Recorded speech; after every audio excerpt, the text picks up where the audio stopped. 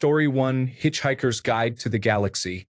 In the 1990s, I used to read it when there wasn't anything good on television, so I must have read it at least 20 times, probably more.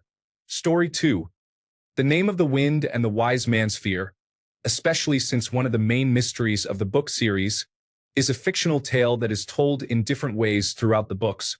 Which version of the tale is true changes who might be the good guy in the background of the book series. Story 3, The Wheel of Time series. I reread it every time a new book was released, and reread the whole series every couple of years now. Similarly, the Stormlight Archive. Story 4, A Second Read. I will first admit I have a book problem. Any book I keep, I've read or intend to read at least twice. I have 6 bookcases in my flat. The most read book is Gone with the Wind, at about 12 readings. Story 5. I've read The Da Vinci Code, Deception Point, Digital Fortress, and Origin, all by Dan Brown, more than once. There's a writer by the name of Chris Kuzneski who writes the same types of books but more like Jack Reacher, and I've read a few of those multiple times. Travels by Michael Crichton multiple times. Story 6. I have read it 3 times now and listened to it probably another 5 times. It's the first book I have read in a long time that I just couldn't put down the first time through. Now, it's my comfort book I listen to when I can't fall asleep. Plot teaser. The story of Ryland Grace, an astronaut who wakes up on a spaceship with no memory of his identity or mission, finding himself alone and light years away from Earth.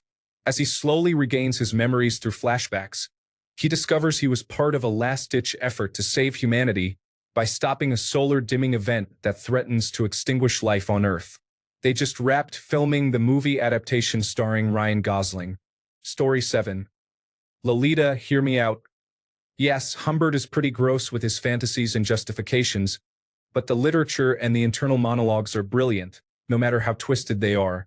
I would read that book 3 times over based on that alone. Story 8. With a compassionate realism and narrative sweep that recall the work of Charles Dickens, this magnificent novel captures all the cruelty and corruption, dignity and heroism of India. Angela's Ashes is a memoir based on the true story of the life of young Frank McCourt, living in Ireland during times of great poverty and war. Story 9. I judge a book partially by its potential for a second or subsequent read. I've read countless books 2 or more times and will no doubt read more. A book that's good, but one I'm not interested in rereading, is never as good as one that I do want to go through again. Story 10. The entirety of the Outlander series, including Lord John books, all short stories, and novellas. I have always greatly disliked reading. I'm a super slow reader with poor comprehension in general, and it's never been an enjoyable thing for me, but I am in love with those books. They are my comfort thing. I love the story, the world that Diana Gabaldon has created, the crazy amount of detail, and all of the characters. They have been a hugely important thing in my life and have gotten me through lots of tough spots. Story 11. I've read The Stand by Stephen King, November 22nd, 63 by Stephen King, Dune by Frank Herbert, Rendezvous with Rama by Arthur C. Clarke, and The Martian by Andy Weir multiple times each. I may have a science fiction bias here. Story 12. I read Lonesome Dove once every 4 years or so. It has a very special significance to me on several levels, and I've reread it every few years pretty much since it came out. Story 13. I have probably read 1984 over a dozen times. I do not even care much for the story or how it ends, but I love the way it is written. A Confederacy of Dunces by John Kennedy Toole is a pretty rereadable book, as well as The Castle in the Forest by Norman Mailer. Story 14, Blood Meridian. But you have to space out your reads quite a bit. Every time you read it, the book will take a toll on you and will lead you further into the true dark abyss. I need to wait at least another year before I read it again. Anything sooner would be too much for my psyche. Story 15, Trainspotting, or any Irvine Welsh book really, involves learning to read that Scottish slang and style, which takes a minute, but I found it entertaining. The Serpent is a book about serial killer and gem scammer who drugged and killed up and down the hippie trail, Charles Sobridge, who had an insane life. Story 16. I reread Taffy Brodesser Ackner's Fleischman is in Trouble, almost as soon as I finished it because the first part of the story had a different impact the second time through after reading the last section. Story 17. If a book is just entertainment, I can never really read it twice because even if I cannot remember it, after I read a few pages or chapters, I will remember it again and it gets boring. But among the ones I read more than once were 1984, Brave New World, all of Dune, and all of The Lord of the Rings, some of Terry Pratchett's works, The Iliad and The Odyssey. Story 18. The writing is distinct, witty, and full of charm, and perfectly captures a unique blend of humor, absurdity, and philosophical insight. Story 19. My brother spent all night reading 6th grade secrets back in the day. I think it was around 3 to 4 in the morning when he finished it, and we went to school the next morning. Because we slept in the same room, he had the light on and it kept waking me up. He swears to this day the book was that good. Story 20. I've read Good Omens probably 7 times and bought the book 7 times. Each time I'm done with the book, I lend it to a friend. I have never gotten a single book back. I also love Aberist with Mon Amour by Malcolm Price and anything by Jasper Fforde. Story 21. The Hobbit and The Lord of the Rings. Read them 5 or 6 times over the years as I read them to each of my 4 kids at the appropriate age, plus I read them as a teen and again as an adult. They never get old to me. Story 22. I really love complex fantasy series. I reread The Wheel of Time every now and then, and every single time I find something new. Sanderson is another author who pours foreshadowing and hints into his books that aren't apparent until the second time around. Story 23. The End of Everything by Dr. Katie Mack. I'm an agnostic, atheist-leaning individual, but I have a high inclination towards philosophy, and I could only read that book in 30-minute intervals before becoming overwhelmed with awe. Story 24. The Wheel of Time is a 14-book series, not a single book. This story was so good that when I finished the 14th book, I just started the first one over again because I wasn't ready to give up the characters. The second read-through is better than the first. Story 25. The Sound and the Fury. William Faulkner. The Grapes of Wrath. John Steinbeck. Stranger in a Strange Land. Robert Heinlein. Tales from Margaritaville. Jimmy Buffett. Story 26. So this is going to be a bit out there as it's not what I usually read. I love myself some fantasy or generally things that pull me from reality. The title is I May Be Wrong, and Other Wisdoms from Life as a Forest Monk. A biography that follows the journey of a successful young man who realizes that the life he lives isn't for him and his journey into monkhood in Thailand. Story 27. I scrolled down pretty far and didn't see The Hitchhiker's Guide to the Galaxy. Sun Tzu's Art of War is also 1. Different translations and applications. 2. Story 28. Atomic Habits is definitely one of those books worth rereading. Its practical approach to building good habits and breaking bad ones can really make a lasting impact. Each time you go back to it, you catch more helpful insights on how to refine strategies in your life. Story 29. There are a lot of books that, as soon as I finish, I will immediately reread. Tears of Rage by John Walsh comes to mind. He tells the story of the kidnapping of his son, Adam. I was Adam's age when he was kidnapped, so it was a story I'd grown up with. The pain that poor family went through is just unimaginable, and to be able to get up and not only function, but to actually cause change in the system is inspiring. I read it in 4 hours. Story 30. For me, just about anything. If it's worth reading once all the way to the end, then it's worth reading again. That said, Wise Blood by Flannery O'Connor definitely required a second read. The first time, though, I thought it was awful. I was so put off. But then I read it a second time, and suddenly, I understood it. The genius of it opened out in front of me like a blossom. Another one that's worth reading repeatedly is Possession by A.S. Byatt. It's pretty dense in parts, so it's easy to miss things on any given read, but then you pick up things you missed the next time you read it. And it's just so much fun by the end. One book that I read over and over because I just love it so much is The Witch of Blackbird Pond by Elizabeth George Spear. I probably read it once a year or so, but then most of my childhood favorites get reread quite a bit. Story 31. A Long Way from Chicago by Richard Peck. It's a children's novel, but I have read it every few years since it was read to me in elementary school. It's very amusing. Its sequel, A Year Down Yonder, and The Teacher's Funeral are equally good. Story 32. I've been an obsessive lifelong reader.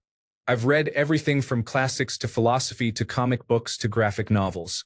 I'm getting older now, and I've started rereading books that I remember enjoying but don't remember much about. That's been a great way to rediscover favorites and also reflect on my taste. Story 33. War of the Worlds. Just a brilliant science fiction story from 1898. One of my post-summer traditions when it gets colder is to reread this brilliant book. The television and film adaptations have been rubbish. Orson Welles did a great radio play though. Story 34. Good to Great by Jim Collins. Read here the summary and mind map. The 5 Levels of Leadership by John C. Maxwell. Read here the summary. Story 35. Rivers of London by Ben Aronovich. I always describe it as if Harry Potter never got to go to Hogwarts and finds out about his powers when he's a police officer. He then starts working for a secret magical unit of the police force. It is a whole series of books. I love them. Story 36.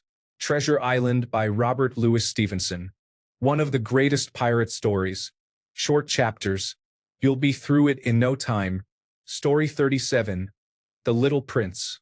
The only book I've read over a dozen times and still look forward to reading again. Each time, I find something new, based on where I am in life. Story 38. The books are so full of references and jokes and puns that it's practically impossible for anyone to pick them all up in a single read. There are people posting, "Damn it, Terry," threads in the Discworld subreddit after multiple read-throughs. Story 39. Books I've read multiple times. Okay, well, listen to on Audible. Lost Gods by Brum. The Secret History by Donna Tartt. Infinite 1 and 2 by Jeremy Robinson. The Invisible Life of Addie LaRue by V. E. Schwab. Story 40. Havoc by Tom Christensen. I'm pretty sure that the English version is called Havoc. One of, if not, the greatest Danish books of all time, dare I say the greatest in the world. And no, the book is not about vandalism as the title suggests in Danish. Story 41. In school, we had to study Les Fleurs du Mal, which I hated. A good decade later, I picked it up again and deeply enjoyed it. The same goes for most philosophical texts. So, as a general rule, don't hesitate to read poetry again that you hated before. Once you've lived a little, you might find and understand the beauty in it. Story 42. 48 Laws of Power by Dr. Robert Greene, narrated by Richard Poe. Poe pronounces names with a gritty flair. The laws are interesting, and the historical examples are a blast. I've listened to it at least 6 times all the way through. The 50th Law is fun too, with the author and 50 Cent narrating alternately. Story 43. Tom Perotta's writing is so effortless. It's so easy to read. I've read 2 of his other books too, including Little Children. I really like the way he writes. Story 44. Threat Vector by Tom Clancy is part of his series about the campus. While you don't need to read all his works to understand the campus, The Teeth of the Tiger is essential for a better understanding. It's a compelling 400-page book on its own. The story revolves around an intelligence agency known to only a few in the US government. Some foreign agents who are a team of skilled assassins discover the spies working there. The book also features a government-sanctioned team of hackers, enemies of the US, trying to wreak havoc across the country to weaken it before a potential war. Another mention is Rainbow Six by Tom Clancy. It tells the story of a newly created team of operatives, similar to an international special weapons and tactics team, tasked with handling terrorist threats. An unexpected increase in terrorism leads them to uncover a larger conspiracy. Executive Orders by Tom Clancy is also a noteworthy book with an emotionally gripping scene involving a sandstorm, although the main plots are difficult to recall. For books not written by Clancy, Collision and Panic by Jeff Abbott are excellent reads. I'm a big fan of Abbott's Sam Capra series, particularly the 3rd book, Downfall. The series follows Sam Capra, a former Central Intelligence Agency officer mistakenly labeled a traitor. Even after being proven innocent, the agency shuns him to save face. He then joins a new global organization, much like Clancy's campus, that operates in secrecy. The mission in Downfall is incredibly intriguing. Another recommendation is Traitor's Kiss by Gerald Seymour, which is about British intelligence officers trying to exfiltrate a Soviet defector. Story 45. Kaizen is a Japanese term that means continuous improvement or change for the better. It is a methodology that focuses on incremental improvements to processes, products, and services. Story 46. I will list all my favorites. Harry Potter all 7. Ender's Game. The Hunger Games, I usually just read the first 2. Maze Runner, I only really remember books 1 and 2. Currently rereading it now. The Selection all 3. Story 47. There's a lot of good ones listed, but I haven't found any Kevin Hearn in the comments yet. The 7 Kennings and the Iron Druid Chronicles are great. If you prefer audiobooks, the narration is excellent. Story 48. The Shining by Stephen King. I read it again for the first time since I was a teen in December. It wasn't my favorite when I read it. Misery and It are my favorites back then, but wow. It's been a month and I've finished 2 different books, and I'm still thinking about it. There's just so much going on. I love it so much. I'm excited to reread other King books I liked this year. I think I needed to grow up a bit and have some drinks to really relate to it. Growing up, my parents never drank, but now I'm an adult and drink with friends. The fear of being an addict and possibly harming others while drunk was horrifying. I never get that drunk and don't have kids, but man, it put the fear of God into me and really made me want to do dry January.